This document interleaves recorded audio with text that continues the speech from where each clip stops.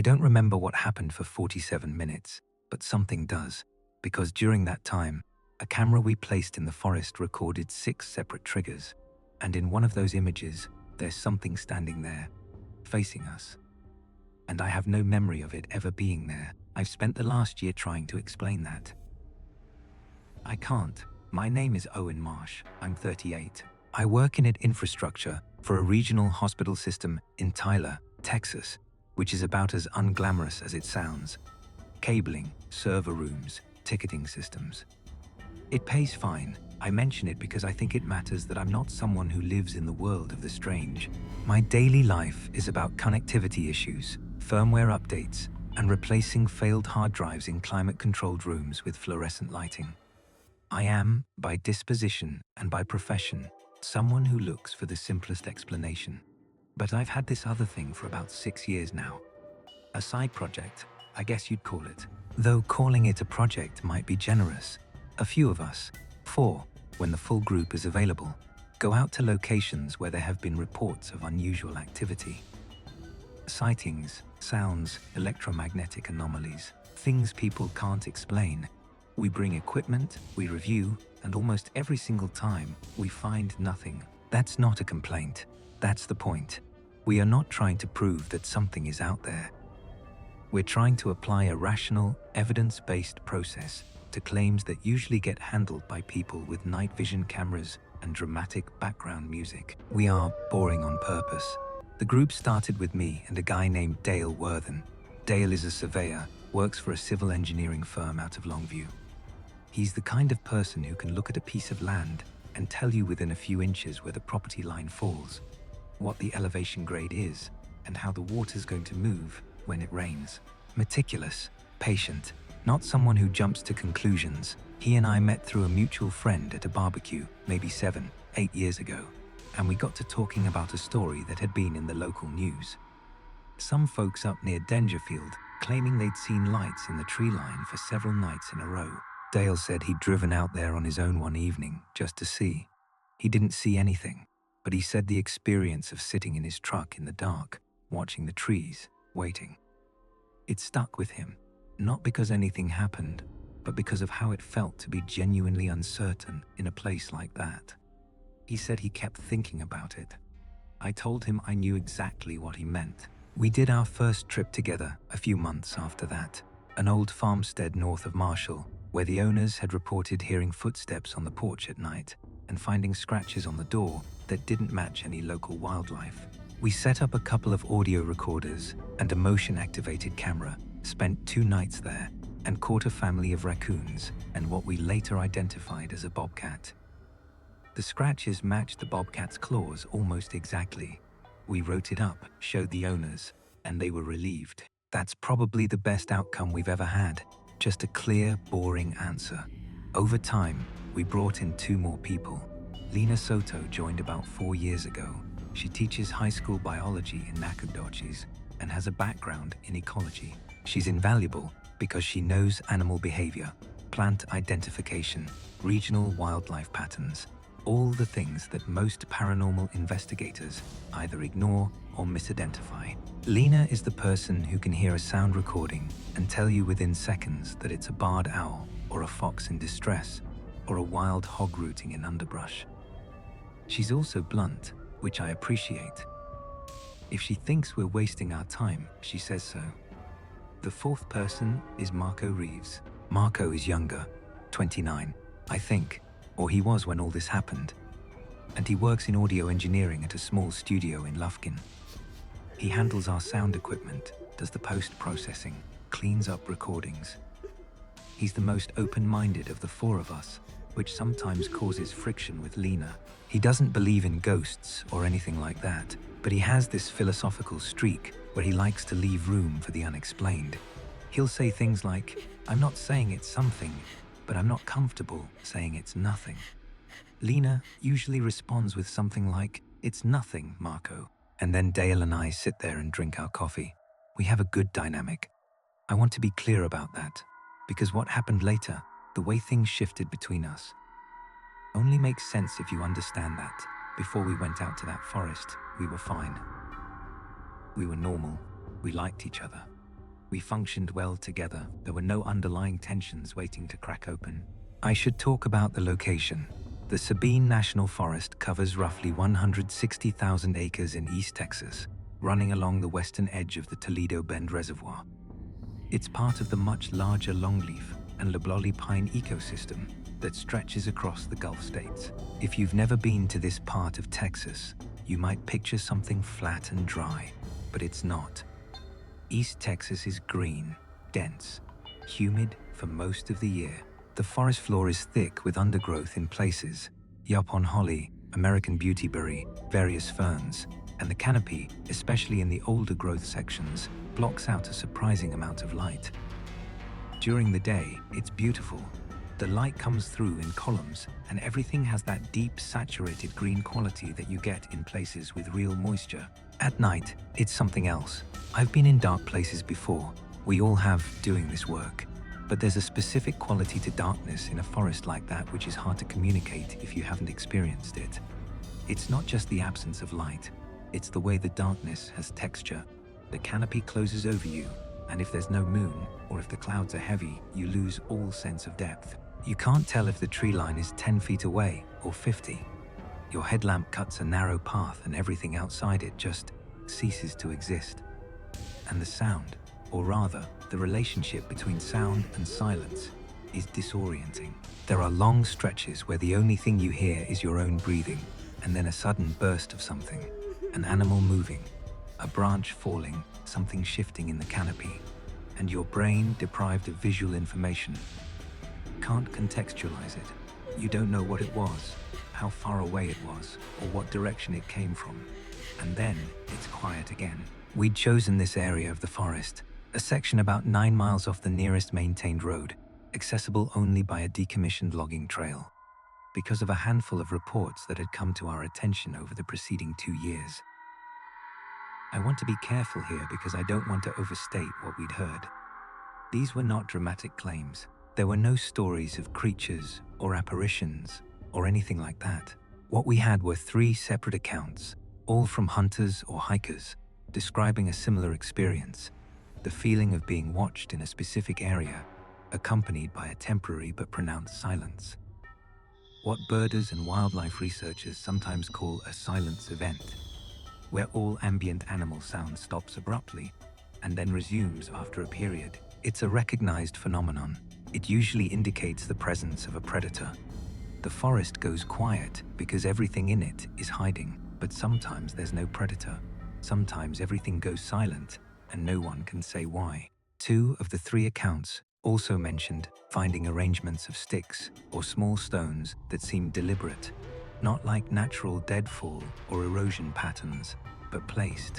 One hunter, a man named Garrett, who Dale had spoken to through an online forum, described finding a small cairn of river stones stacked on a fallen log about 30 yards from his deer blind. He said he'd been hunting that area for 11 years and had never seen anything like it. He also said, and this is the part that caught our attention, that his trail camera, which he'd had pointed at a game trail about 40 yards east, had captured a sequence of images that night in which the infrared trigger had fired 7 times over a period of about 20 minutes. But the images showed nothing, no coyote, just the trail, empty, illuminated by the infrared flash. But something had triggered the motion sensor 7 times. Now, this is not inherently unusual. Trail cameras get false triggers constantly. Temperature differentials, wind-moving vegetation, insects landing on the sensor, even humidity shifts, affecting the passive infrared detection zone. There are dozens of mundane explanations. The Reckonix cameras we use have a detection range of about 80 feet at roughly 40 degrees, and anything that creates a temperature differential within that cone, including a gust of warm air, can trip the sensor. But combined with the other reports and the geographic clustering of these accounts within a relatively small area of the forest, it was enough to make it worth a trip. We weren't expecting to find anything. We never expect to find anything. We just wanted to put equipment in the area for a few days and see what we got.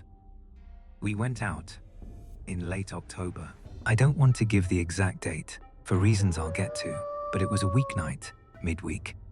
We'd chosen that timing deliberately because we wanted the area to be as empty of other people as possible. Hunting season was about to open, but hadn't yet, so the likelihood of encountering other humans in that section of the forest was very low. We confirmed this with the ranger station, which keeps a rough log of backcountry permits. No one else was out there. We drove in as far as the logging trail allowed, which was about 6 miles, and hiked the remaining 3 with our equipment. It took the better part of an afternoon. The trail was overgrown in places, and there were 2 creek crossings that required some careful footing. Lena identified poison ivy along a section of the trail and marked it with flagging tape, so we'd avoid it on the way out. Dale logged our route with a handheld GPS, marking waypoints every quarter mile. These are the kinds of details that seem tedious until you need them, until something doesn't match. By the time we reached the area Garrett had described, it was late afternoon, maybe 4:30, and the light was already going amber through the canopy. I want to describe the site itself because it matters. The area we chose to set up camp was a small natural clearing, maybe 30 feet across, at the base of a gentle slope. The ground was relatively dry, covered in pine needles and a thin layer of leaf litter. The smell was what I always notice first in pine forest, that sharp, resinous scent, almost medicinal, that gets stronger as the temperature drops and the moisture settles. To the north, the terrain rose slightly and the trees thickened. To the south and east, the forest continued at roughly the same elevation, dense and uniform. To the west, there was a dry creek bed, seasonal, probably only active during heavy rains, that cut a shallow channel through the undergrowth. It was the most significant terrain feature nearby and served as a kind of natural landmark for us. We placed 4 trail cameras. This was our standard setup. Each camera was a Reconix Hyperfire 2, which is a commercial-grade trail camera with a very fast trigger speed, about 1/5 of a second, and a reliable passive infrared sensor with a detection range of roughly 80 feet. We mounted them on trees at roughly the 4 cardinal points around our campsite, each one facing outward into the forest. The idea was not to monitor the camp itself, but to create a perimeter so that anything moving in the surrounding area from any direction would be captured. In addition to the cameras, Marco set up 2 audio recorders, Zoom H6 units, in weatherproof housings placed about 50 yards out from camp in opposite directions. The H6 has a frequency response that reaches down into the low end of human hearing and records at 24-bit, 96 kilohertz, which means it captures a lot of detail, including subtle low-frequency content that cheaper recorders would miss entirely. Marco had configured them with external omnidirectional microphones to maximize the pickup radius, and we had a portable weather station which logged temperature, humidity, barometric pressure, and wind speed at 5-minute intervals. This might sound excessive, but having environmental data lets us rule out a lot of false triggers after the fact. If there's a temperature spike or a wind gust at the same moment a camera fires, we know the trigger was probably environmental, not biological. We also each had a personal audio recorder, small clip-on devices, that we kept running whenever we were out of the tent. These were mainly for our own notes and observations, but they'd also captured useful ambient sound on previous trips. By the time we had everything placed and tested, it was full dark. I mean that literally. The sun sets early in late October in East Texas, around 6:15, give or take, and under that canopy, dusk is brief. You get maybe 20 minutes of usable twilight, and then it's just gone. The transition is fast enough that it catches you off guard, even when you're expecting it. 1 minute you can see the trunks of the trees around the clearing, the texture of the bark, the shapes of the undergrowth. The next minute, they're shapes, and then they're not even shapes. We ate a quick meal, freeze-dried stuff, nothing interesting, and sat around for a while, talking. The temperature had dropped into the low 50s. There was no wind at ground level, though I could hear it moving through the upper canopy in slow, intermittent waves, like something breathing above us. The first evening was uneventful, and I want to spend a moment on that because the uneventfulness is part of the experience. When you're out in a place like that, doing what we do, most of the time nothing happens. You sit, you listen, you check equipment, you talk in low voices, You drink coffee or tea from a thermos, and the forest does what it does around you, which is mostly just exist. Insects, wind, the occasional far-off sound of something moving. It's meditative in a way. I've always liked it. There's something about being in a place where you can't see anything beyond your small circle of lamplight, where the rest of the world is just sound and darkness, that makes you feel very present, very aware of your own body, your own breathing, the weight of yourself on the ground. That first night we turned in around 11. Nothing on the cameras, nothing unusual on the audio. Marco said the forest was acoustically normal, which was his way of saying the ambient sound profile matched what you'd expect for the region, season, and time of day. Lena pointed out a few animal calls she'd identified. A great horned owl, some distant coyotes, and what she thought might be a chuck, Will's widow, though she said it was late in the season for one. She was right about that. They typically migrate south by October. Those stragglers aren't unheard of in East Texas, where the Gulf keeps things warmer. Dale updated his field notebook, which he keeps in meticulous handwriting. Date, weather conditions, equipment status, observations, all of it in neat columns.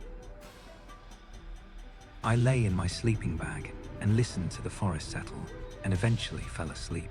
The second day was more of the same. We hiked the perimeter, checked the cameras, replaced a battery in the one we designated Camera 3, the south-facing unit, because it was showing a low charge, which was odd since it was a fresh battery, but not alarming. Batteries are imperfect. Lithium cells can drain faster in humid conditions, or if the camera's passive infrared sensor is cycling more frequently than expected due to environmental fluctuations. We noted it, moved on. We explored the area a bit, walking wider loops to get a sense of the terrain. Lena found scat from what she identified as a black bear, fibrous dark, with fragments of what she said were beautyberry seeds. This was notable. Black bears are present in East Texas, but not especially common in that particular area, and it suggested there was active large wildlife in the vicinity.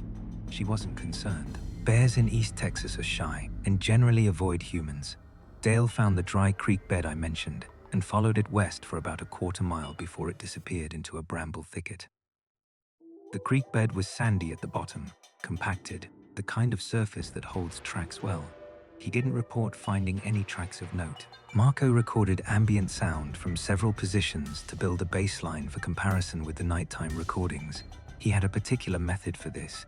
He'd stand in a spot, start recording, and then go completely still for 5 minutes, not moving, not speaking, barely breathing. He called these his presence calibrations. The idea was to capture what the forest sounded like when the only human variable was a stationary body.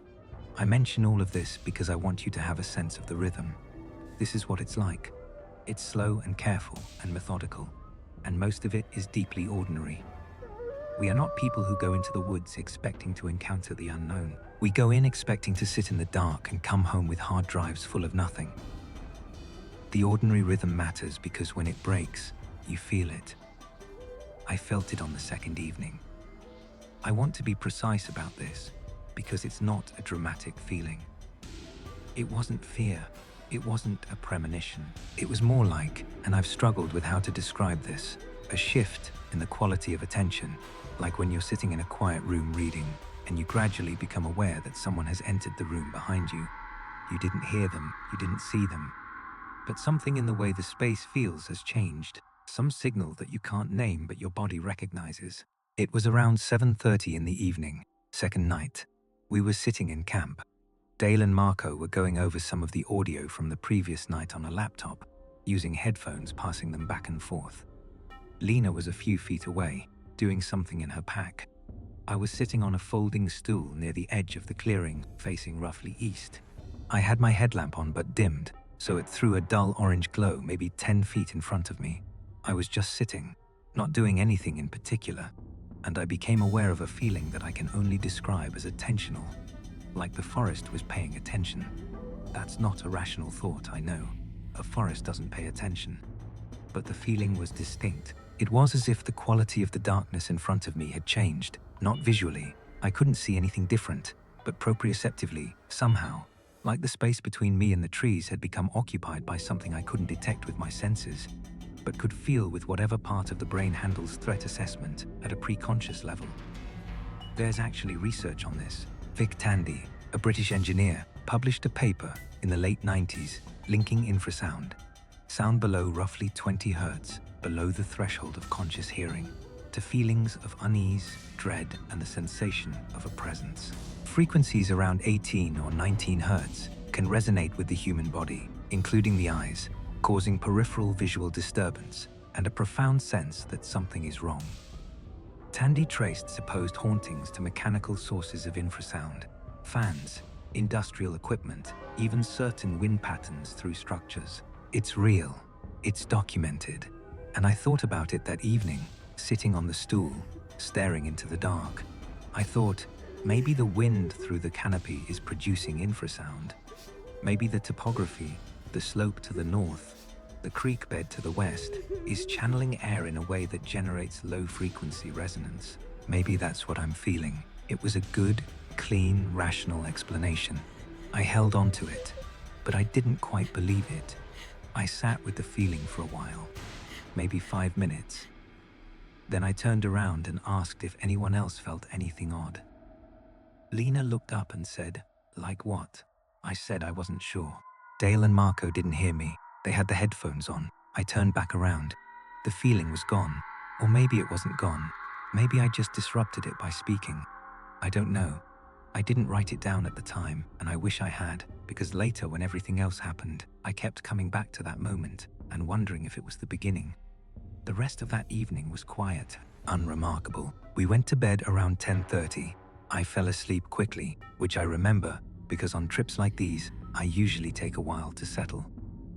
But that night I went down fast, like someone had flipped a switch. I remember thinking just before sleep took me that the forest was very quiet. Not silent, I could still hear insects, the faintest movement of air, but quiet in a way that felt deliberate, as if the volume had been turned down by a few notches.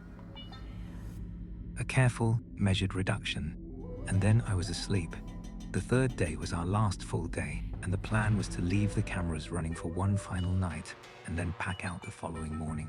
This is the day that matters, so I'm going to go slowly. We woke up and did our usual routine: coffee, oatmeal, equipment checks. The morning was overcast, a high grey cloud layer that muted the light and made the forest feel closer, more enclosed. The temperature had dropped overnight, maybe into the mid-40s, which was seasonally normal, but felt colder than it should have because of the humidity. When you breathed, the air had a weight to it. Dale checked the cameras and reported that camera 1, the north-facing unit, had triggered twice during the night. He pulled the SD card and reviewed the images on his handheld viewer. Both triggers were deer, a doe and what he thought was a young buck, moving through about 20 minutes apart. Clean, clear images. Camera 3, the one we'd replaced the battery in, had triggered once, but the image was blank. Just the infrared flash illuminating empty forest. False trigger. The other 2 cameras hadn't fired at all. Everything normal. We spent the day doing a wider survey of the area. Marco wanted to place one of the audio recorders further out, near a stand of older-growth loblolly pines he'd spotted to the northwest. Because he said the acoustic properties there might be different. Something about the spacing of the trunks creating a natural amphitheater effect. The loblolly pines in that stand were mature, some of them 80 or 90 feet tall, with trunks 2 feet across. Their lower branches bare so that the canopy formed a high continuous ceiling. Underneath, the forest floor was unusually open, clean, almost like a room. Marco said the acoustics there would be interesting. He and Dale went to set up. Lena and I stayed closer to camp and did a grid walk of the immediate area, which is something she likes to do. A systematic visual survey of the ground, looking for tracks, scat, disturbances in the leaf litter, anything that might indicate what's been moving through. We didn't find much: a few deer tracks, some wild turkey scratchings, shallow depressions in the leaf litter where they'd been foraging. Lena pointed out a spot where the underbrush had been pushed down in a way she said was consistent with a large animal bedding, probably the bear whose scat she'd found earlier. The depression was maybe 3 feet across, the vegetation flattened in a rough oval. Normal, expected, But there was one thing, and I go back and forth on whether it matters. About 200 yards east of camp, we found an area where several small branches, maybe 18 inches to 2 feet long, were arranged on the ground in what looked like a rough triangle. Or maybe not a triangle, maybe just a loose cluster that my brain organized into a pattern because I was looking for patterns. The branches were stripped of their bark. Not all of them, some still had bark, but 3 of them, the ones that most clearly suggested a geometric shape, were pale, stripped, the exposed wood lighter than the leaf litter around them. Lena examined them. She picked one up, turned it over, and said they looked like natural deadfall to her. She said squirrels strip bark from branches, and that the arrangement was consistent with a cluster of drop material beneath the feed site. I looked up. There was a pine trunk above us, and some oak nearby.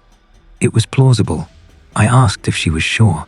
She said, "Oh, when branches fall off trees, that's what they do." And she was right. That is what they do. I took a photo of it anyway, on my phone, and we moved on. Here's where I need to start being very careful, because from this point on, my memory of events does not perfectly match the record. And I don't mean in dramatic ways. I mean in small, specific ways that I cannot account for. The evening of the 3rd day, our final night, we had dinner, we sat around. The overcast had thickened during the afternoon, and by evening there was no visible sky at all through the canopy, just a uniform dark grey that faded to black as the last light went. No moon, no stars. The darkness, once it arrived, was total. It was the darkest night of the 3. I remember thinking that. The previous 2 nights had at least a faint ambient glow, the kind of dim, suffused light that you only notice when it's gone. Tonight, it was gone. My headlamp on its lowest setting felt almost aggressive, a sharp intrusion into something that didn't want to be interrupted. We decided that Marco and I would do a late-night perimeter check at midnight, walk out to each camera, confirm they were functioning, and come back. Dale and Lena would stay in camp. This was a normal rotation for us. We usually did at least 1 overnight check per trip. Between dinner and midnight, we sat and talked. I remember the conversation being normal, work stuff, something about a podcast Lena was listening to, Dale talking about a property survey he was doing for a new subdivision outside Henderson. Ordinary things. At some point, Marco said something about the forest being unusually quiet that evening, and Lena said it wasn't, that the ambient noise level was consistent with what we'd heard the previous nights. Marco disagreed, but not strongly. He said it felt quieter. Lena said feelings aren't data. Marco said sometimes they are. The usual, but I remember noticing something during that exchange. When Marco said the forest was quiet, I listened, actively listened, for a few seconds to the space beyond our conversation, and he was right. Not factually, maybe. I couldn't have told you whether the decibel level was lower than the previous nights without checking Marco's recordings. But experientially, the quality of the ambient sound had changed. The insects were present, but seemed further away. As if the perimeter of our acoustic world had contracted slightly. As if the sounds of the forest were happening at a greater distance than before. I didn't say anything. I wish I had. Around 11, Dale and Lena went to their tent. Marco and I stayed up to wait for midnight. This is the part I need to be careful about. Marco and I were sitting in camp. He was on the folding stool. I was on the ground, leaning against my pack. We had our headlamps on the dimmest setting, barely enough to see each other's faces, just 2 small warm pools of light in the dark. We were talking intermittently, the way you do when you're waiting for something. Long silences, then a few sentences, then silence again. I remember at one point looking at my watch and seeing 11:17. I remember this specifically because I thought 43 minutes, and I was calculating how long it would be before we started the check. I remember being comfortable, relaxed even. The ground under me was dry and relatively soft, with pine needles. I could smell the campfire smoke in my jacket. We hadn't built a fire, but the jacket was the same one I wore to other campsites, and it held the smell. I remember these details. I know they're real. The next time I looked at my watch, it was 12:09. I don't have a clear memory of the intervening 52 minutes. I need to be very precise about what I mean by that. I don't mean I blacked out. I don't mean I lost consciousness. I have a vague sense of continued experience. of sitting there, of the darkness around me, of Marco's presence nearby. But I cannot recall a single specific moment, thought, word. It's like a section of tape that's been recorded over with static. There's something there, but I can't resolve it into anything coherent. When I noticed the time, 12:09, I felt a small jolt of confusion. Not alarm, exactly. More like the feeling you get when you miss your exit on the highway and you're not sure how long you've been driving on autopilot. That strange, hollow moment when you realize your consciousness has been somewhere else and you don't know where. I turned to Marco and said something like, "We should get going. It's past midnight." He was sitting in the same position, on the stool, slightly hunched forward, and he looked at me and said, "Yeah, just that." "Yeah," and he stood up and we started the perimeter check. I want to note something here that I did not notice at the time, but only realized later when I reviewed my personal audio recorder. When I said, "We should get going," my voice sounded strange, not dramatically so.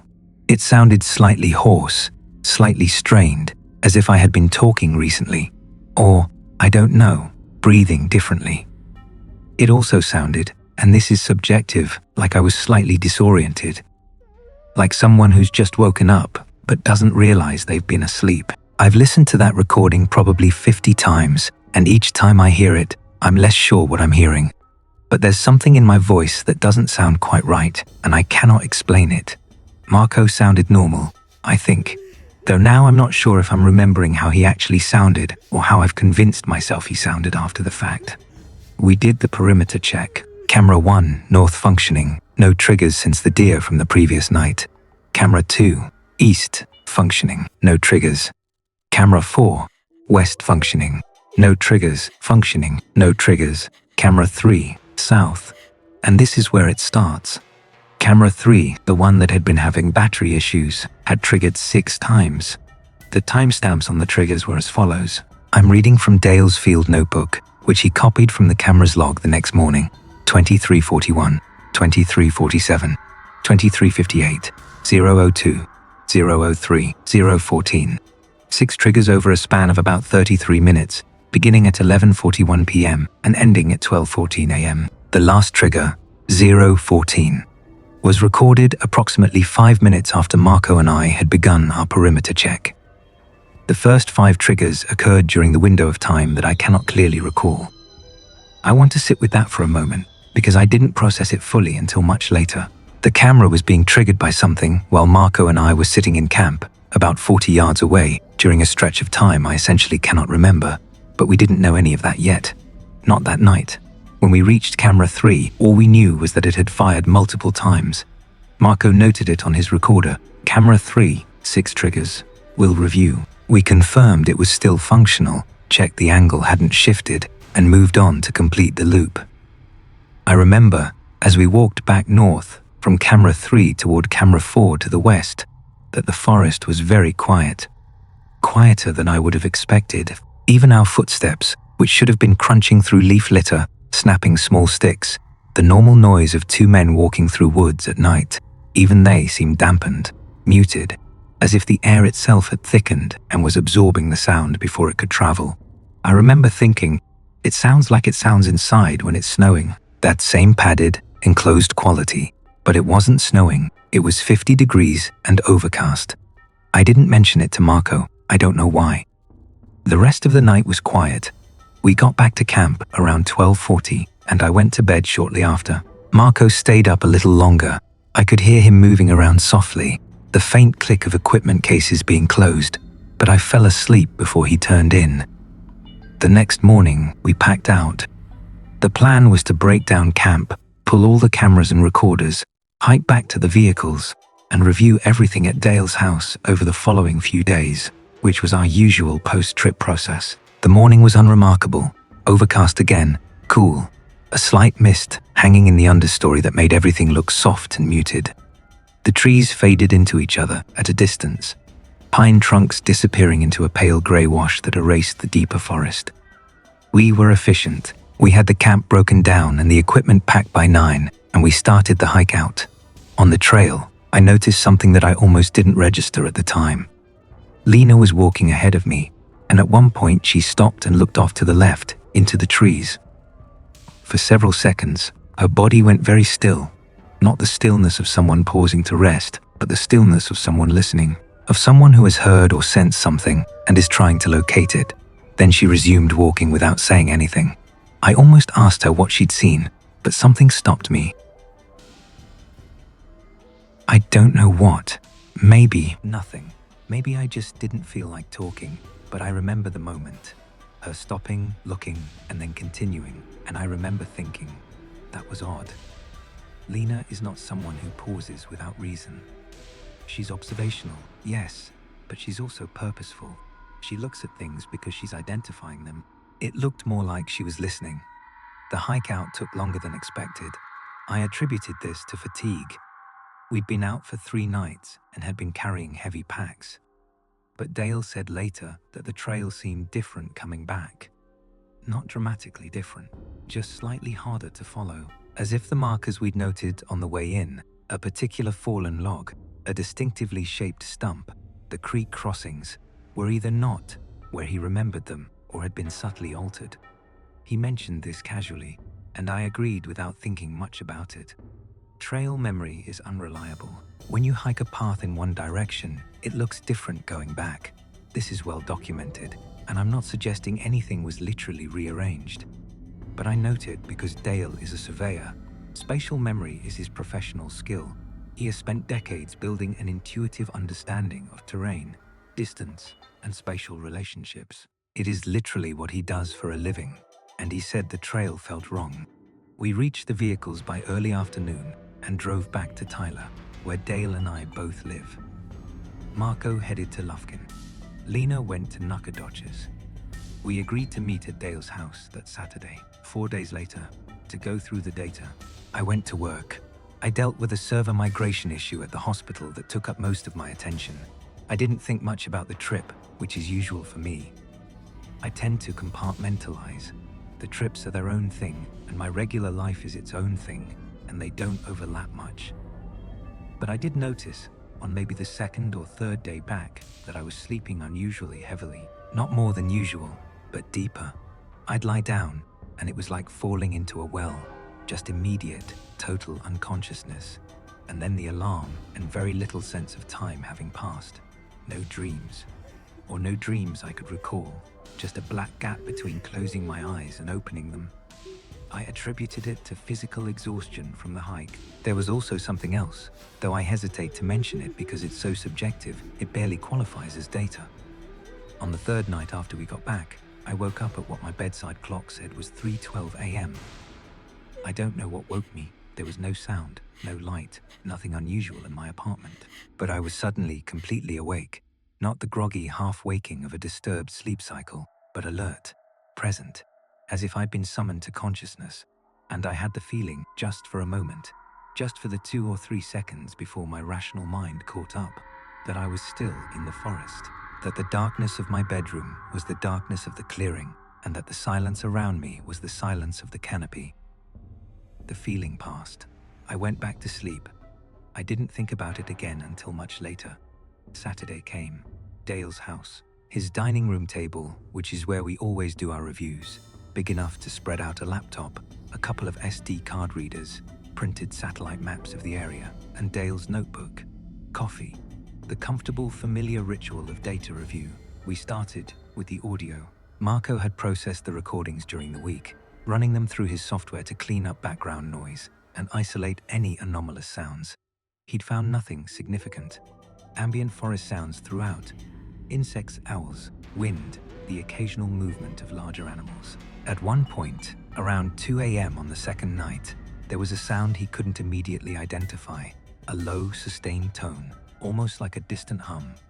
But he said it was consistent with highway traffic noise, carrying over long distances under certain atmospheric conditions. Low-frequency sound can travel surprisingly far, especially on overcast nights, when the cloud layer acts as a reflective surface, bending sound waves back toward the ground. And given that State Highway 87 ran roughly 12 miles to the east, he was comfortable calling it environmental. Lena agreed. Dale wrote it down. Then we moved to the trail cameras. Cameras 1, 2, and 4 were uninteresting. Camera 1 had the deer. Camera 2 had caught nothing the entire trip. Camera 4 had one image of what appeared to be a possum. Eyes bright in the infrared, tail visible. Classic. Standard camera 3, 6 triggers on the final night. Dale loaded the SD card onto the laptop and opened the images in order. Image 1, 2341. The infrared flash illuminating the forest to the south of camp. Trees, underbrush, leaf litter. Nothing present. No animal, no visible trigger source. Just the forest caught in that flat, pale wash of infrared light that makes everything look like a photographic negative. Bark white, leaves white, shadows hard and black. Image 2, 2347. Same scene, same emptiness. I could see that the slight mist I'd noticed that morning had been present the night before. There was a faint haziness to the air that wasn't in images from previous nights. A softness at the edges of the frame, as if the forest was slightly out of focus. Image 3, 2358. Same, nothing. Dale noted that the exposure seemed slightly different on this one. A little darker, maybe. But said it could be the battery issue affecting the flash output. Image 4002. Nothing, empty forest. Same scene. Image 5003. 1 minute after image 4. Same framing, but not the same. I need to take a moment here because I want to describe this correctly, and I've been turning it over in my mind for so long that I'm not sure I can trust my own description anymore. What I'm going to tell you is what I saw when I first looked at that image, at Dale's dining room table on a Saturday afternoon in late October, with coffee in my hand and daylight coming through the window. I was not primed for fear. I was not in a suggestible state. I was reviewing data, the way I'd done dozens of times before. In image 5, in the left center of the frame, perhaps 30 to 40 feet from the camera, based on Dale's later distance calculations, there was a shape among the trees. I want to resist the urge to make this more dramatic than it was, because in truth, the first thing I thought was, that's a tree, or a shadow, or some artifact of the infrared flash interacting with the mist. It was not clear, it was not obvious. It was subtle, indistinct, partially obscured by a foreground branch. If you showed this image to 100 people and asked them to describe what they saw, many of them would say, trees at night, and move on. The shape did not jump out. It didn't leap from the image screaming, look at me. You had to see it, and seeing it required a particular kind of attention. But once you saw it, it was very difficult to see anything else. The shape was vertical, roughly vertical. It was taller than it should have been. I mean, taller than the underbrush around it, taller than the saplings in that area, which were maybe 6 or 7 feet. This was taller, and it was narrow, not wide like a tree trunk. Narrow, like, and I hesitate here because I don't want to project onto it, like a figure, like something standing. The proportions were wrong for a tree. A tree trunk has a consistency to it, a taper that your eye reads as organic, but planted, rooted. This shape didn't have that. It had a quality that suggested, and I want to stress the word suggested, because nothing about this image was definitive, that suggested articulation. As if the narrowness was not uniform but varied slightly, the way a body varies. Narrower in some places, slightly wider in others. There was a region near the top of the shape that was different from the rest. Slightly rounder, slightly more defined. I'm not going to say it looked like a head, because that would be importing an interpretation that the image does not support on its own. But the area at the top was distinct from the area below, and there was, I don't know how to say this without it sounding absurd, as if the top of the shape was directed toward the camera, not facing it, exactly. That implies features, and there were no discernible features, but oriented, angled. Looking at it made me feel a very specific thing, and I want to name it, honestly. It was not fear, it was recognition. Something in my brain, in whatever ancient circuitry handles the identification of other beings, fired. It said, that is something. That is not a tree. That is not a shadow. That is something that is there. And then I blinked, and it was trees again, just trees and shadows and mist and infrared light. Image 6014. The last trigger, the same scene. Nothing there. Dale scrolled back to image 5. We all looked at it. No one said anything for a long time. It was Marco who spoke first. He said, "Huh." That's all he said. "Huh." And then he leaned back in his chair. Lena leaned forward and studied the image. She studied it for a long time. I watched her eyes move across it, the way I'd seen her study animal sign in the field. Methodical, thorough. Then she said, "That's pareidolia. Our brains pattern match. We see shapes in random noise." "That's what this is," I said. "You're probably right." Dale didn't say anything. He was staring at the image with his reading glasses on, his mouth slightly open. Then he saved the image, ejected the SD card, and said, "Let's look at the weather data." That was it. That was the entire initial conversation about image 5. We moved on. We went through the weather station logs, the personal audio recordings, the GPS data. We spent another 2 hours on routine review. The image was not mentioned again. But something had changed. I could feel it, and I think everyone else could too, though no one acknowledged it. The atmosphere in Dale's dining room was different after we'd seen that image. Not tense, exactly, more like careful, as if we were all navigating around something that had been placed in the center of the room, something that we'd collectively decided, without speaking, to step around rather than address. The weather data showed nothing remarkable. The barometric pressure had been stable that night. The temperature had dropped gradually, as expected. Wind speeds were low, occasional gusts of 3 to 5 miles per h-hour, with long periods of calm. But I noticed something in the weather log that I didn't mention at the time. At 23:20, 2 minutes before the sound that Marco would later identify on the audio, the temperature reading showed a sudden drop of 4 degrees over a 5-minute interval from 51 to 47. It recovered within 15 minutes. This is not dramatically unusual. Cold air pooling in a low area or a shift in air mass can produce localized temperature changes. But combined with everything else, it was one more data point that didn't quite fit. I wrote it down in my own notebook. When we finished, Lena left first. She said goodbye in her usual way, efficient, friendly, no lingering. Marco left a few minutes later. At the door, he paused and said to me, "That image is weird, Owen." I nodded. He said, "I'm not saying it's something." I said, "I know." He left. Dale and I stood in his dining room. He was looking at the laptop, which was still open. He said, "The timestamps bother me." I asked what he meant. He said, "The 6 triggers. They started at 23:41 and ended at 0:14. You and Marco were in camp during that window. The camera was pointing south, away from camp. Whatever was triggering it was to the south." I said yes. He said, "But you and Marco started your perimeter check at midnight. You would have walked south to check camera 3. If something was out there, to the south, triggering the camera at 0:02 and 0:03, it was there while you were walking toward it." I hadn't thought of that. I stood there and processed it.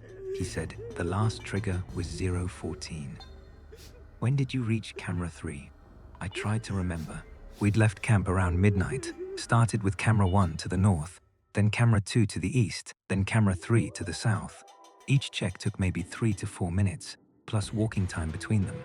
So we would have reached camera 3 at approximately, I did the math, somewhere around 12:20 to 12:25, Dale said. So whatever triggered the camera at 0:14 was there 6 to 11 minutes before you arrived. I said, or it was the wind, or the mist, or the battery fluctuation affecting the sensor. Dale closed the laptop. He said, "Yeah, probably." And that was the end of that conversation. I drove home and I did not think about it. That's not true. I drove home and I tried not to think about it, and I failed. I kept seeing the image, not the actual image, but my memory of it, which I already knew was becoming less reliable. Memory doesn't store images like a camera does. It stores impressions, and those impressions shift each time you recall them. I knew this. I knew that each time I pictured that shape among the trees, I was potentially altering it, adding detail that wasn't there, subtracting ambiguity, sharpening something that was, in the original, profoundly unclear. And yet, I couldn't stop recalling it. It would surface unexpectedly. While I was brushing my teeth, while I was driving, while I was sitting at my desk at work staring at a server rack, and each time it surfaced, it felt slightly different, slightly more present, slightly more like something.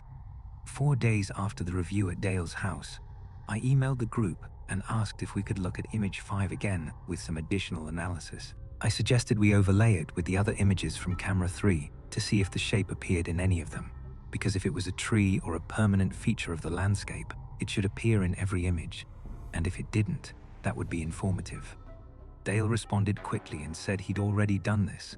He'd compared image 5 to images 1 through 4 and image 6 from the same camera. The shape was not present in any of the other images. He wrote this in a very flat, factual email. No commentary, no interpretation. Just, the feature visible in image 5 does not appear in images 1, 2, 3, 4, or 6. I've aligned the frames and compared them at multiple zoom levels. The area where the feature appears in image 5 shows only the expected background vegetation in all other frames. Lena responded about an hour later. She wrote, and I'm quoting from memory here, but I think it's close. This is consistent with a transient object, animal, person, or artifact. Given the location and time, an animal is the most likely explanation, possibly a bear standing upright, which they do occasionally. The proportions could be consistent with a large black bear on its hind legs. I thought about that. I tried to make myself see a bear. I pulled up reference photos of black bears standing upright and compared them, mentally, to what I remembered from image 5. It was possible. Bears on their hind legs can look startlingly humanoid. Their proportions from a distance and in poor imaging conditions could produce something like what we'd seen. I wanted this explanation to work. I wanted it to snap into place and give me permission to stop thinking about it.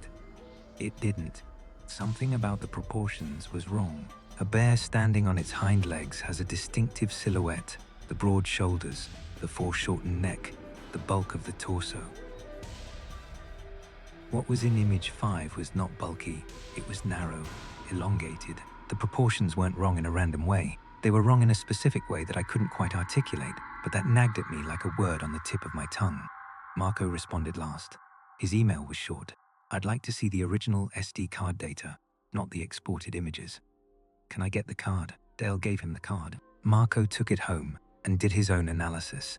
He called me 4 days later, on a weeknight. It was late. Maybe 10 o'clock. I was already in bed, reading. He said, "Owen, I need to ask you something." I said, "Okay." He said, "On the last night, when we were sitting in camp before the perimeter check, what do you remember?" I told him what I've told you, that I remembered looking at my watch at 11:17, and then the next thing I clearly recall is looking at my watch at 12:09. I told him about the missing time, the vague sense of continued experience without specific memories. He was quiet for a moment. Then he said, "I pulled the EXIF data from the image 5 file. The timestamp is 0:03. Your personal audio recorder was running. I've been listening to it." I waited, he said. "At 0:03, on your recorder, there's nothing unusual, forest sounds. But between 23:40 and 0:10, your recorder picks up almost no vocalization from either of us. We weren't talking. For half an hour, neither of us said a single word." I said that wasn't unusual. We'd been sitting quietly, waiting. He said, "Owen, I went back further. At 23:17, which is about where your 11:17 watch check would be, you're audible on the recording. You say something to me about the cold." I respond. Normal conversation. Then at 23:22, there's a sound I can't identify. It's very faint. It's low frequency, almost sub-bass. It lasts about 4 seconds. And after that, neither of us speaks for 47 minutes. I asked him what the sound was. He said, "I don't know. It's right at the edge of the recorder's frequency range. The Zoom H6 can capture down to about 20 Hz with the external mics. Maybe a little below. This is right there, right at the floor. It could be environmental. It could be an equipment artifact." He paused, but 47 minutes of silence from two people sitting 3 feet apart who had been having a normal conversation. That's not nothing. I didn't know what to say to that. I still don't. He asked me one more thing before he hung up. He said, "When we started the perimeter check, do you remember standing up?" I thought about it. I remembered saying, "We should get going." I remembered Marco saying, "Yeah." I remembered us beginning to walk. But the actual act of standing up, shifting from seated to standing, the physical motion of it, I could not specifically recall. He said, "Because I don't either." And then he said goodnight and hung up. I want to talk about what happened to the group after that, because it's part of the story, even though nothing dramatic occurred. There was no confrontation, no argument, no moment where someone broke down and said, "We need to talk about what happened." It was more like a slow, quiet withdrawal. The frequency of our group emails decreased. When we did communicate, the conversations were normal: work updates, scheduling, a link to an article about wildlife cameras. But the thing we had all seen was never directly mentioned again. It became the subject we organized ourselves around by avoiding. Lena was the most explicit in her avoidance. She didn't just not talk about it. She seemed to have actively decided it was resolved. On the rare occasions when something tangentially related came up, she would redirect the conversation with a kind of practiced efficiency that felt less like disinterest and more like maintenance. Like she was tending a wall she'd built and checking it for cracks. I respected this. Lena's entire framework, professional and personal, is built on the premise that the natural world is comprehensible, and that with enough observation and knowledge, everything can be identified and categorized. Image 5 threatened that framework, and she had done what she needed to do to protect it. I didn't blame her. But I noticed. Dale was different. Dale didn't avoid the topic. He just never brought it up. Which is not the same thing. Dale is not an avoider. He's a processor. He takes things in, turns them over internally, and speaks about them when he's reached a conclusion. The fact that he never reached a conclusion about this, that he never brought it to me and said, "Here's what I think," told me more than any conversation could have. Dale didn't know what to make of it, and Dale doesn't speak about things he doesn't understand. His silence was not avoidance. It was an admission that he had encountered something outside his ability to file and categorize, and he had chosen to leave it unfiled. This bothered me more than Lena's wall. Marco was the one who changed the most, and this is the part that's hardest to talk about, because it involves someone I care about behaving in a way that I found difficult, and that he, to this day, has not fully explained. In the weeks following the review, Marco became simultaneously more interested in and more guarded about what had happened. He would send me messages, not group messages, just to me, that were tangential. An article about infrasound and its effects on human perception. A Wikipedia link about temporal lobe sensitivity and environmental electromagnetic fields. A paper about how trail cameras can produce artifacts under specific humidity and temperature conditions. A study from a Japanese university about the effects of subaudible frequencies on human cognition, specifically about how certain low-frequency tones can induce a state of diminished consciousness that the subjects themselves don't recognize as altered. Each message was, on its own, perfectly rational. Here is a possible explanation for what we experienced. But the accumulation of them felt less like someone building a debunking case and more like someone circling something they couldn't look at directly. Then, about 6 weeks after the trip, the messages stopped completely. I texted him about something unrelated. A question about an audio cable, and he responded normally, but he never sent another link, another article, another oblique reference to what had happened. When I saw him at our next group meeting, which was for a different project, a pretty routine investigation of some sound complaints near a property in Russ County, he was fine, normal, cheerful, even. But when I tried to bring up Image 5 privately, he shook his head and said, "I think Lena's right, pareidolia bear, whatever." He said it in a way that was clearly final, and I did not push. But here's the thing I can't get past. About 2 weeks after that conversation, I was going through some old emails looking for an equipment receipt, and I came across the email Marco had sent about wanting to see the original SD card. On a whim, I opened my file manager and looked at the folder where I kept backups of our trip data. I found a subfolder I didn't remember creating. It was labeled with the date of our trip, followed by a dash and the word analysis. Inside were 4 files. They were enhanced versions of image 5, the same image processed with different filters, brightness adjusted, contrast enhanced. One version had been run through what looked like an edge detection algorithm. I hadn't created these files. I don't have the software to do this kind of image processing. The file metadata showed they had been created on my machine 5 days after the trip. At 2:47 a.m., I was asleep at 2:47 a.m. 5 days after the trip. I know this because I am always asleep by midnight. I have been a consistent early-to-bed person my entire adult life. My alarm goes off at 5:30, and I am usually asleep by 10:30 or 11. Even during stressful periods, I don't stay up past midnight. It's not discipline, it's physiology. I am not a person who is awake at 2:47 in the morning, and yet, I looked at the files. The enhanced versions of image 5 did not make the shape clearer. If anything, they made it less clear. The processing had introduced noise and artifacts that obscured rather than revealed. But one of the edge detection versions showed something that I had not noticed in the original. At the base of the shape, near what would be ground level, there was an area of disturbance in the leaf litter. Not footprints exactly, but a compression, a displacement, as if something with weight had been standing there. I closed the folder. I have not opened it again. I need to return to something Dale said about the distance calculations. He mentioned this casually during our original review, and I didn't give it enough weight at the time. He had estimated, based on the known focal length of the camera and the size of identifiable reference objects in the frame, a particular tree trunk whose diameter he'd measured on site, that the shape in image 5 was approximately 30 to 40 feet from the camera. Camera 3 was 40 yards south of our camp. 40 yards is 120 feet. So the shape was, by Dale's estimate, 80 to 90 feet from where Marco and I were sitting. 80 to 90 feet, in dense forest at night. With no light source, that's invisible.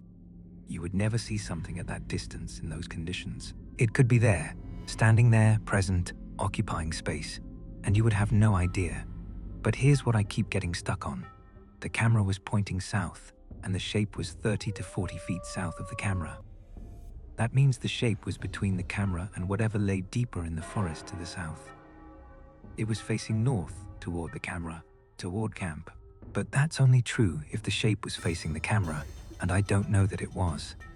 The image doesn't have enough resolution to determine orientation with certainty. The suggestion of orientation that I described. The sense that the top of the shape was angled toward the camera, that's my interpretation. It might be wrong. The shape might have been in profile, or turned away, or not oriented in any meaningful way at all, because it might be a tree, a shadow, a trick of light and mist and infrared. A pattern my brain invented, because my brain is a pattern inventing machine. And that's what it does. But I don't think so. And the reason I don't think so is not because of the image. It's because of the sound. Remember, the sound Marco mentioned. The low-frequency tone at 23:22, the one that preceded our 47 minutes of silence. I asked Marco during one of his later messages if he could send me a cleaned-up version of that segment. He did. It was a 4-second audio clip. I listened to it on headphones, in my apartment, on an ordinary evening. The sound is, I struggle to describe this. It's not loud. It's at the very bottom of the audible range, more felt than heard. If you turned it up, you would feel it in your sternum before you heard it in your ears. It has a quality that I can only describe as deliberate. That's not a scientific assessment. A sound is a sound. It doesn't have intent. But this sound, this low, brief, sub-bass tone that lasted 4 seconds in the middle of an East Texas forest at 11:22 at night. It did not sound random to me. It sounded like something produced with purpose. Lena would say that's my pattern-matching brain again. Marco would say, well, I don't know what Marco would say anymore. Dale would write it down and say nothing. I've listened to it probably 100 times. Each time, I am less certain of what I'm hearing. It could be wind channeling through the terrain, through that dry creek bed to the west, maybe acting like a natural resonating tube. It could be a distant aircraft. It could be geological. East Texas sits over the Sabine Uplift, a massive subsurface geological structure.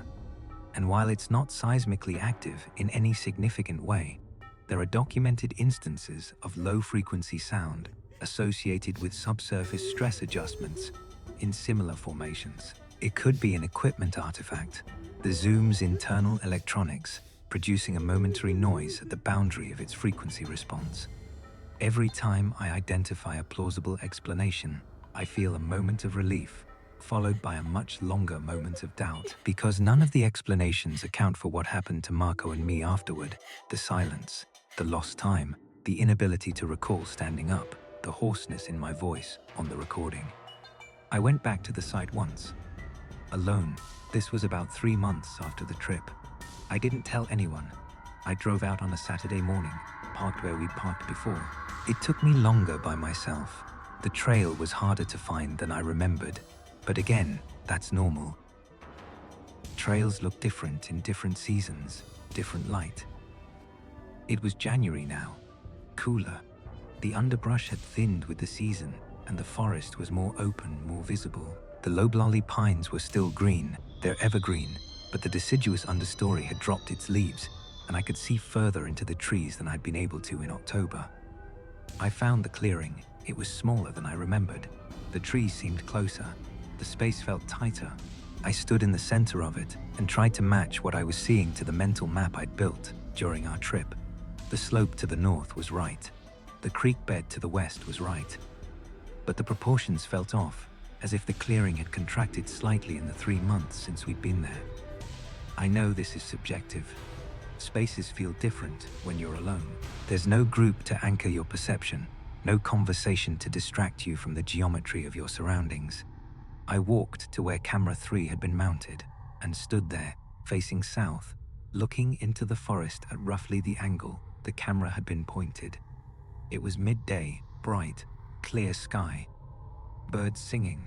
I tried to see the area where the shape had been. I had Dale's distance estimate, 30 to 40 feet. So I walked south from the camera tree, counting paces. At roughly 35 feet, I stopped and looked around. It was just forest, pine trunks, underbrush, leaf litter, nothing unusual. I stood there for a long time, 10 minutes, maybe 15, waiting to feel something. The attentional shift I'd felt on the second evening, the sense of occupied space, anything. I felt nothing. It was a forest. It was daytime. I was alone. But as I was leaving, walking back north toward the clearing and then the trail, I noticed something that I almost didn't stop for. On a pine trunk, about 5 feet up from the ground, there was a mark. A scrape in the bark roughly 6 inches long, roughly horizontal. The exposed wood beneath the bark was pale, not yet weathered, relatively fresh. It could have been made by a buck rubbing its antlers. This is the right season for rub marks, and the height was consistent. It could have been made by a bear scratching. It could have been made by a falling branch, or by a person with a knife. It was, on its own, completely unremarkable. It was on the tree where camera 3 had been mounted. I don't know what to do with that. I've tried to remember if the mark was there when we mounted the camera, and I can't. I didn't look for it. I wasn't looking for things like that. It might have been there the whole time. It might have been made by the mounting strap of the camera itself. It might mean nothing, but it was fresh, and it was at a height of about 5 feet, and it was on the tree where camera 3 had been. And camera 3 was the one that captured image 5. I sat in my car for a long time before driving home. There are things I have not told the group. I haven't told them about going back to the site. I haven't told them about the files on my computer that I didn't create. I haven't told them that I went through my phone's location data for the night of the event, something I hadn't thought to do until weeks later, and found that according to my phone's internal GPS, there was a 19-minute gap during which no location data was recorded. My phone was in my jacket pocket. It should have been logging continuously. The gap begins at 23:24, 2 minutes after the sound on Marco's recording, and ends at 23:43, which is 2 minutes after camera 3's first trigger. This could be a software glitch. Phones do not log location data with perfect consistency, especially in areas with poor signal, and we had essentially no cellular signal at that location. GPS logging can be disrupted by heavy canopy cover, atmospheric conditions, even the orientation of the device in your pocket. The gap is explainable. Everything is explainable. That is the nature of this entire experience. Every individual piece of it has a plausible, mundane explanation. The battery issue, humidity affecting the cell chemistry, the false triggers, temperature differentials in the sensor zone, the pareidolia, the human brain sees what it expects to see. The lost time, maybe I dozed off, sitting against my pack, warm enough in my jacket, tired from 3 days of fieldwork. The silence on the recording, maybe we were just tired and didn't feel like talking. The sound, environmental, wind, geology, equipment noise, the GPS gap, poor signal. The files on my computer, maybe I did create them and forgot. Or maybe Marco accessed my machine remotely during one of the sessions when I'd given him network access for audio transfers. The mark on the tree, buck rub. Each explanation works in isolation, but they don't work together. When I line them all up, the sound, the silence, the lost time, the GPS gap, the camera triggers, the image, the files I don't remember creating, the mark on the tree, the temperature drop, the way Marco stopped talking about it, the way Lena built her wall, the way Dale went quiet. The aggregate weight of them pushes against the mundane explanations, not conclusively, not even convincingly, but persistently. Like a pressure that doesn't increase, but also doesn't relent. I am not a person who believes in things that cannot be verified. I have spent 6 years applying careful, skeptical methodology to unusual claims, and I have debunked every single one. Every single one. Owl sounds, raccoons, deer, temperature inversions, faulty equipment, human error. Pattern recognition run amok. I have never, in 6 years, encountered something I could not explain. I cannot explain this. And the thing that disturbs me most, the thing that I come back to at 2 a.m. when I should be sleeping, but am instead lying in the dark, staring at the ceiling, listening to the house settle, is not the image. It was never the image. The image is ambiguous. The image is, as Lena said, probably pareidolia. Even the enhanced versions reveal nothing definitive. I could show you image 5 right now, and you might see a tree, you might see a shadow, you might see what I see, or you might not. What disturbs me is the 47 minutes, because during those 47 minutes, something triggered camera 6 times, and camera 3 was pointing south into the forest, and whatever triggered it was moving. The triggers are spaced in a way that suggests approach and then departure, with the cluster at 002 and 003 representing the closest point. And at the moment of closest approach, at 003, the camera captured image 5. And during all of this, the approach, the arrival, the image, the departure, Marco and I were sitting in camp 40 yards away in perfect silence. Not sleeping, not unconscious. Present apparently, but absent. Recording nothing, remembering nothing, speaking nothing. What were we doing during those 47 minutes? I don't know. What was in the forest 35 feet south of camera 3? I don't know. Were these two things related? I don't know. I want to tell you one more thing, and then I'm done. This is the part I haven't told anyone, and I need to say it not because I think it proves anything, but because keeping it inside has become a weight I can't carry anymore. About 4 months after the trip, I was having a conversation with Marco. This was during the brief window when he was still sending me articles and links. We were texting, and the conversation drifted, the way conversations do, from the specifics of the trip to more general territory. What it means to encounter something you can't explain, how the brain processes experiences that don't fit into existing categories. That kind of thing. And I asked him, almost offhandedly, if he'd felt anything unusual on that last night. Not during the perimeter check, but before. During the time we were sitting in camp, he didn't respond for a long time. I could see the typing indicator appear and disappear several times. Finally, he sent this. I think something was looking at us. He said, I don't mean I saw something. I don't mean I heard something. I mean that at some point during that night, before the perimeter check, I had the sensation that something was aware of us. Not watching, that implies eyes distance, separation. Aware, like it knew we were there and we knew it was there, and there was a moment when that knowing was mutual. I read that message several times. Then, I asked him when this sensation occurred. He said he didn't know. He couldn't place it in time. He said it was like trying to remember a dream. He could feel the shape of it, but not the details. I asked him why he hadn't mentioned it before. He said, and this is the last thing he ever said to me about any of this, because I'm not sure it happened while we were sitting in camp. I asked him what he meant by that. He didn't respond. He never addressed it again, and I have turned that sentence over in my mind every day since. I'm not sure it happened while we were sitting in camp.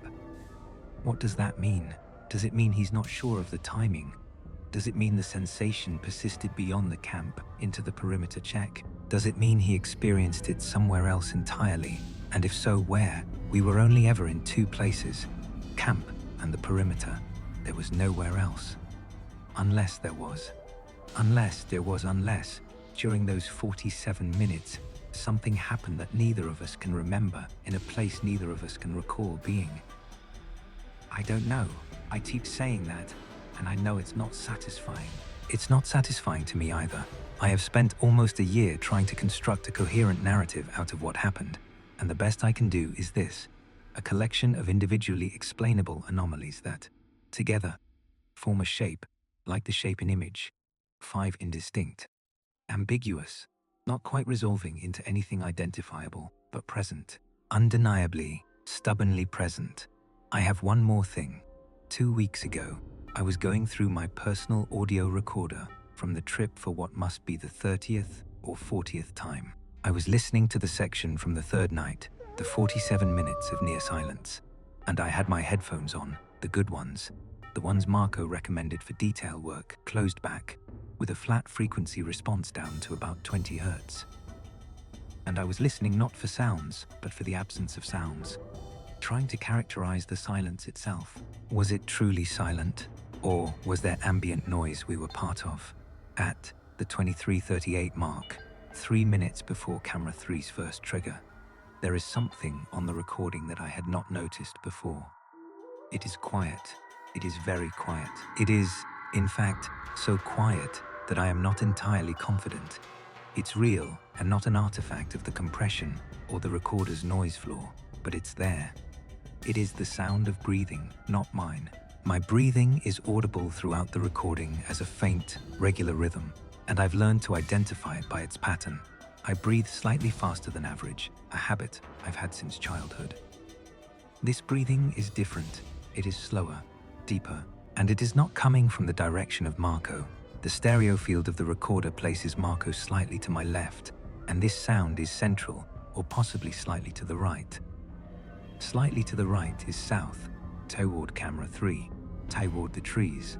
It lasts for about 10 seconds, and then it stops, or drops below the threshold of the recorder. I've listened to those 10 seconds more times than I can count. Some days I hear it clearly. Some days I'm not sure I hear anything at all. I have not sent it to Marco for analysis. I have not told anyone about it.